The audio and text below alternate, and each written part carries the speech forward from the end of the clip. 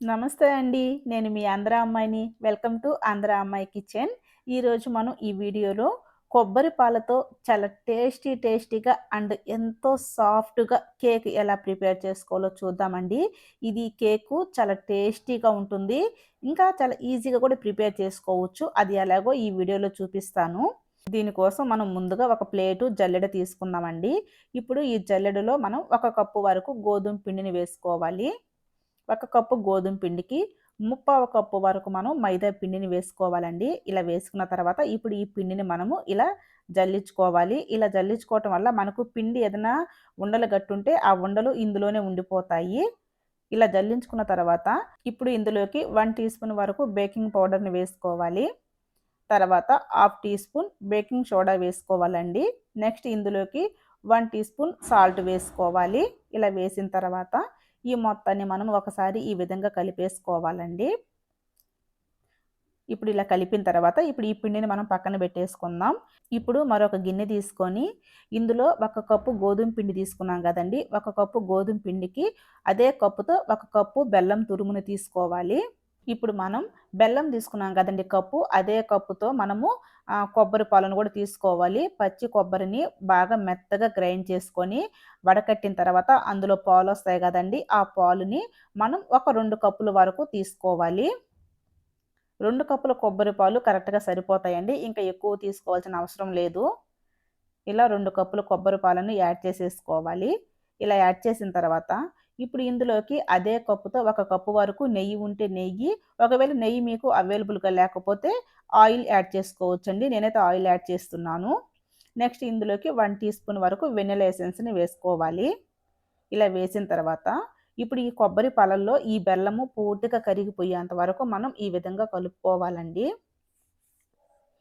చూసారు కదా! బెల్లం మనకు ఈ విధంగా చక్కగా కరిగిపోయిన తర్వాత ఇప్పుడు ఇందులోకి 1 టీ స్పూన్ వరకు మనం యాలకుల పొడి యాడ్ చేసుకోవాలి. ఇలా యాడ్ చేసిన తర్వాత మనం పక్కన పెట్టుకున్నాం కదండీ పిండి. ఆ పిండిని ఇలా కొంచెం కొంచెం వేసుకుంటూ ఏమాత్రం ఉండలు కట్టకుండా ఈ విధంగా కలుపుకోవాలి. పిండి మనకు కలిపేటప్పుడు ఉండలు అస్సలు ఉండకూడదండి. చాలా సాఫ్ట్‌గా ఉండాలి. చూసారు కదండీ! ఈ విధంగా పిండిని మనము ఒక 10 నిమిషాల పాటు బాగా సాఫ్ట్‌గా వచ్చేంత వరకు మనం కలుపుతూ ఉండాలి. ఈ పిండిని మనం కలిపేటప్పుడు ఒకే డైరెక్షన్‌లో కలపాలండి. ఎలా పడితే అలా కలపకూడదు. చూసారు కదా! మనకు పిండి ఎంత సాఫ్ట్‌గా ఉందో, ఇలా సాఫ్ట్‌గా ఉంటేనే మనకు కేక్ అనేది బాగా పొంగుతుందండి. ఇప్పుడు మనము విజిల్ కుక్కర్ తీసుకొని, ఈ కుక్కర్ మొత్తాన్ని కూడా మనము ఆయిల్ అనేది అప్లై చేసేయాలండి. చూసారు కదా! ఈ అంచులకి ఈ విధంగా మొత్తం మనం ఆయిల్ అనేది అప్లై చేసేయాలి. ఈ విధంగా ఆయిల్ అప్లై చేసిన తర్వాత, ఇందులో పొడి పిండిని చల్లించుకోవాలండి. మైదా పిండిని. ఇలా చల్లించుకున్న తర్వాత, ఈ పిండిని మొత్తం కూడా ఈ కుక్కర్ గిన్నెకి చుట్టుపక్కల ఈ విధంగా స్ప్రెడ్ చేసుకొని, ఇప్పుడు ఈ మిగిలిన పిండిని మనము తీసేద్దామండి. ఇలా చేసిన తర్వాత ఇప్పుడు ఇందులోకి మనము బటర్ పేపర్ వేయాల్సిన అవసరం కూడా లేదు. మనం కలిపి పెట్టుకున్న ఈ కేక్ బ్యాటర్‌ని ఇందులోకి వేసేసుకోవాలి.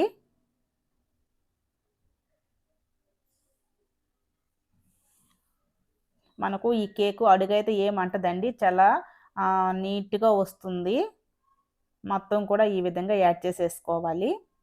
ఇలా యాడ్ చేసిన తర్వాత మనం ఒక 2 టైమ్స్ ఇలా ట్యాప్ చేయాలి. ఇప్పుడు కుక్కర్ మూత తీసుకొని దీనికి ఈ రబ్బర్ అనేది తీసేసి మనం మూత పెట్టేసేయాలండి. ఇప్పుడు మనము స్టవ్ వెలిగించి పాత దోస పాన్ ఉంటది కదా! ఆ పాన్ పెట్టుకొని దానిపైన స్టాండ్ పెట్టి రెండిటిని కలిపి ఒక 10 నిమిషాల పాటు మనం బాగా హీట్ చేయాలండి. ఇలా హీట్ చేసిన తర్వాత ఈ స్టాండ్ పైన కుక్కర్ పెట్టేసి మనం మంట మీడియం ఫ్లేమ్ కంటే కొద్దిగా ఎక్కువ పెట్టుకొని ఒక 50 మినిట్స్ పాటు మనం ఉడికించుకోవాలి ఈ కేకుని. ఇలా స్టాండ్ మీద పెట్టి ఉడికించుకోవటం వల్ల మనకు ఈ అడుగనేది అంటకుండా కేకు చాలా ఈజీగా రిమూవ్ అవుతుందండి. ఇప్పుడు 50 మినిట్స్ తర్వాత ఇప్పుడు చూద్దాం. చూసారు గదా! కేకు మనకు ఎంత చక్కగా పొంగిందో చాలా అంటే చాలా సాఫ్ట్‌గా గూడా వచ్చిందండి.